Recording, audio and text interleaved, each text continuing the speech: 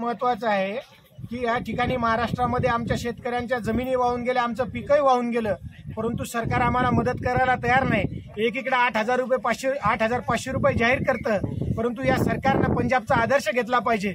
पंजाबमध्ये त्या ठिकाणी सरकारनं हेक्टरी 50,000 रुपये देऊन त्या ठिकाणच्या शेतकऱ्यांना उभारी देण्याचं काम केलं। सरकारनं त्याचबरोबर शेतकऱ्यांना कर्जमुक्त केलं पाहिजे, सरकारनं पीक विमाना आदेशित केलं पाहिजे, शेतकऱ्यांना त्या ठिकाणी सरसकट पीक विमा मिळाला पाहिजे। या मागणीसह आम्ही या ठिकाणी रास्ता रोको केलेला आहे। म्हणून आपल्या माध्यमातून सरकारला एक विनंती असणार आहे, आम्हाला 50,000 रुपये अनुदान दिलं पाहिजे। अजित पवार म्हणतात की या ठिकाणी पैशाचं सोंग करता येत नाही। मी आपल्या माध्यमातून सांगतो, तुम्हाला सकाळी सकाळी शपथविधी घेण्याचा सोंग करता येते का? तुम्हाला 70,000 कोटीचा घोटाळा करून ते सोंग करता येते का?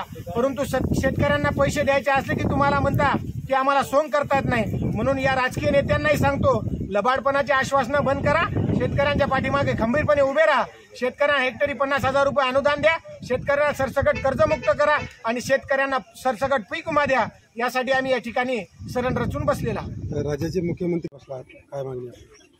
पावसाने महाराष्ट्रामध्ये हाहाकार माजला असताना राज्याच्या मुख्यमंत्र्यांना व राज्याच्या मंत्र्यांना या ठिकाणी दौरे करून नुसते शेतकऱ्यांच्या तोंडाला पानं पुसण्याचं काम चालू आहे। आज आमचा मायबाप शेतकरी त्या ठिकाणी सरणावर जातोय आणि सरकारला लाज वाटत नाही की इथला शेतकरी रोज 6 शेतकरी आत्महत्या करतायत। सरकारने आम्ही आत्महत्या केल्यापेक्षा आता आम्ही सरणावर येऊन बसलोय, जिवंतपणीच मरतोय, एरी पीक गेलं तेरी पीक गेलं। म्हणून सरकारला विनंती आहे की मायबाप सरकार पंचनाम्याचं नाटक आता बंद करा आणि हेक्टरी 50,000 रुपये द्या, आमचं सरसकट कर्ज माफ करा, अन्यथा येणाऱ्या काळामध्ये तुम्हाला आमचं आंदोलन झेपावणार नाही। हे प्रातिनिधिक आंदोलन आहे, येणाऱ्या काळातलं आंदोलन सरकारच्या बुडाखाली आग लावणार असेल एवढं मात्र निश्चित आहे।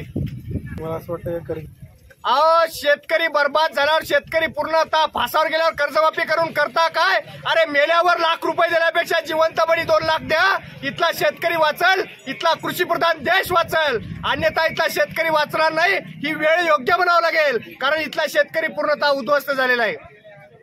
नाटकं चालवलेले आहेत, यांना फक्त सरकारला सत्तेवर यायचं होतं, बाकीचं काहीच देणं घेणं सरकारला नव्हतं। त्यामुळं जे देवेंद्र फडणवीसांनी आश्वासन दिलंय ते आश्वासन पूर्ण करावं, अन्यथा आम्ही इथून उठणार नाही। प्रशासनाला जी कारवाई करायची ती प्रशासनाने करावी। 7 शेतकरी मरायला डबल कोणती वेळ पाहिजे हो यायला? रोजच्या दिवसाला 70 शेतकरी मेल्यावर हे योग्य वेळ पाहिजे का? आमच्यासाठी ही योग्य वेळ नाही। आमच्या मायबापाचं आमच्या मायचं कुकू पुसल्या चाललं, आमचे बाप फासाकडे चालले, ही आमच्यासाठी योग्य वेळ नाही, परंतु ही सरकारसाठी तरी योग्य वेळ आहे। म्हणून या सरकारनं, मी सांगतो की या सरकारनं जर या ठिकाणी शेतकऱ्यांचं कर्ज माफ केलं नाही तर आम्हाला या ठिकाणी अंगावर डिझेल घ्यावं लागेल, आम्हाला या ठिकाणी अंगावर आत्महत्याची वेळ आणावं लागेल। म्हणून या सरकारनं या ठिकाणी शेतकऱ्यांचं कर्जमुक्त केलं पाहिजे, शेतकऱ्यांना या ठिकाणी कर्जमुक्त केलं पाहिजे। शासनाला, प्रशासनाला सांगतो, आमच्यावर दबाव आणू नका, अशा प्रकारे आंदोलन दडपण्याचं काम करू नका। जर तुम्ही अशा प्रकारे आंदोलन दडपण्याचं काम करत असाल तर छत्रपती शिवाजी महाराजांनी आम्हाला काही गनिमी घालून दिलेले आहेत, आम्ही त्या गनिमी काव्यानं जाईल। आम्ही आता या माध्यमातून सांगतो, छत्रपती शिवाजी महाराजांनी पहिल्या वेळेस शाहिस्तेखानाची बोटं आणली होती, मग त्या ठिकाणी हातपाय मुडकं आणलं होतं, म्हणून हे आमच्यासाठी सरकार हे शाहिस्तेखानाप्रमाणे आहे। या आंदोलनाच्या माध्यमातून सांगतो की या आंदोलनाच्या माध्यमातून या सरकारचं आम्ही बोटं आणण्याचं काम करत आहोत, परंतु सरकारने जर ऐकलं नाही तर त्या ठिकाणी केरळच्या धर्तीवर आम्ही त्या ठिकाणी सरकारचं मुडकं आणल्याशिवाय राहणार नाही। आमचं आंदोलन दडपण्याचं काम करू नका। म्हणून आम्हाला या ठिकाणी सरसकट कर्जमाफी द्या, कर्जमुक्त करा, शेतकऱ्यांना हेक्टरी 50,000 रुपये अनुदान द्या आणि सरसकट ज्या शेतकऱ्यांनी पीक विमा काढला निकष तिकडे चुलीत घाला आणि शेतकऱ्यांना सरसकट त्या ठिकाणी पीक विमा द्या। यासाठी आम्ही या ठिकाणी बसलेलो। जोपर्यंत हिंगोली शेनगाव तालुक्याचे तहसीलदार महोदय या ठिकाणी येणार नाही तोपर्यंत आम्ही या ठिकाणावर हटणार नाही। आमचा निर्धार आहे, आमच्यावर गोळ्या घाला, आम्हाला त्या ठिकाणी मारून मारायसाठीच बसलेलो। तुम्ही आमच्या जवळचं, आम्ही आमच्या अंगावर डिझेल घेऊन या ठिकाणी आमचं सरत पेटवून देणार होतो, परंतु तुम्ही ते घेऊन दिलं नाही। म्हणून तुम्ही आम्हाला गोळ्या घाला, काय करायचं ते करा, परंतु आम्ही या ठिकाणावर हटणार नाही। शेतकरी शेतमजूर एकजुटीचा, शेतकऱ्यांना शेतकऱ्यांना हेक्टरी 50,000 रुपये अनुदान, शेतकऱ्यांना हेक्टरी 50,000 रुपये अनुदान, शेतकऱ्यांना हेक्टरी 50,000 रुपये अनुदान, शेतकरी शेतमजूर एकजुटीचा, शेतकऱ्यांना सरसकट पीक विमा, शेतकऱ्यांना सरसकट पीक विमा, शेतकऱ्यांची सरसकट कर्जमुक्ती, शेतकऱ्यांची सरसकट कर्जमुक्ती, पैशाचं सोंग करता येत नाही म्हणणाऱ्या या अजित पवारचं करायचं का?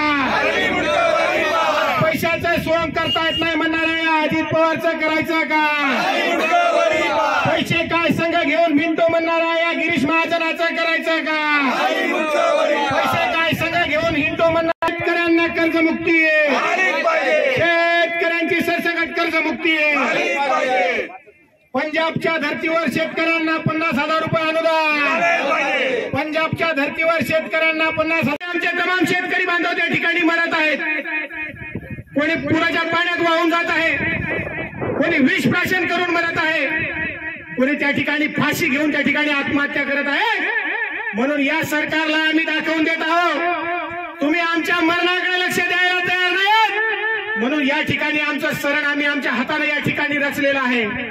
म्हणून या सरणावर बसून या ठिकाणी आम्ही महाराष्ट्रातल्या सरकारला या ठिकाणी सांगणार आहोत की तुम्ही मायबाप आहेत, तुम्ही खुर्चीवर यायच्या पहिले शेतकऱ्यांना त्या ठिकाणी कर्जमुक्तीचं आश्वासन दिलं होतं. आज तुमचं आश्वासन कुठं आहे? आज आम्हाला गरज आहे, आज तुम्ही आम्हाला शेतकऱ्यांना कर्जमुक्त करून त्या ठिकाणी उभारी देण्याचं काम करायला पाहिजे. का तर सरकार हे मायबापाच्या भूमिकेमध्ये असतं, परंतु भावांनो हे सरकार शेतकऱ्यांकडे त्या ठिकाणी कानाडोळा करत आहे, शेतकऱ्यांना गृहीत धरण्याचं काम करत आहे. एकीकडे व्यापाऱ्यांचं उद्योगांचं हजारो कोटी रुपयांचं कर्ज राईट ऑफच्या नावाखाली माफ केलं जातं, परंतु आत्महत्याच्या उंबरठ्यावर असलेल्या शेतकऱ्याकडे नव्हे तर आमच्या मायच्या कपाळाचं कुंकू पुसल्या चाललं, आमचा बाप त्या ठिकाणी फासाकडे पाय ओढल्या चाललं, परंतु हे शासन प्रशासन आमच्या कर्जमाफीकडे लक्ष द्यायला तयार नाही. ना शेतकऱ्यांच्या कुठल्या प्रकारच्या मालाला भाव आहे, मालाच्या भावाचा आता तर प्रश्नच गेला. का तर आमच्या शेतामधला माल त्या ठिकाणी वाहून गेला, नव्हे तर आमच्या शेतामधली संपूर्ण माती त्या ठिकाणी खरडून गेली. 2-2, 4-4 वर्ष काय काय शेतामध्ये आम्हाला पेरायचं काम नाही. भावांनो खरं तर या ठिकाणी शेतकरी शेतमजूर एकजुटीचा, शेतकऱ्यांना 50,000 रुपये हेक्टरी मदत, शेतकऱ्यांना हेक्टरी 50,000 रुपये मदत, शेतकऱ्यांना हेक्टरी 50,000 रुपये मदत, शेतकऱ्यांची सरसकट कर्जमुक्ती, शेतकऱ्यांची सरसकट कर्जमुक्ती, शेतकऱ्यांची सरसकट कर्जमुक्ती, शेतकऱ्यांना सरसकट पीक विमा, शेतकऱ्यांना सरसकट पीक विमा. शेतकरी विरोधी या सरकारचं करायचं का? शेतकरी विरोधी या सरकारचं करायचं का? शेतकऱ्यावर अन्याय करणाऱ्या या सरकारचं करायचं का? शेतकऱ्यांना न्याय.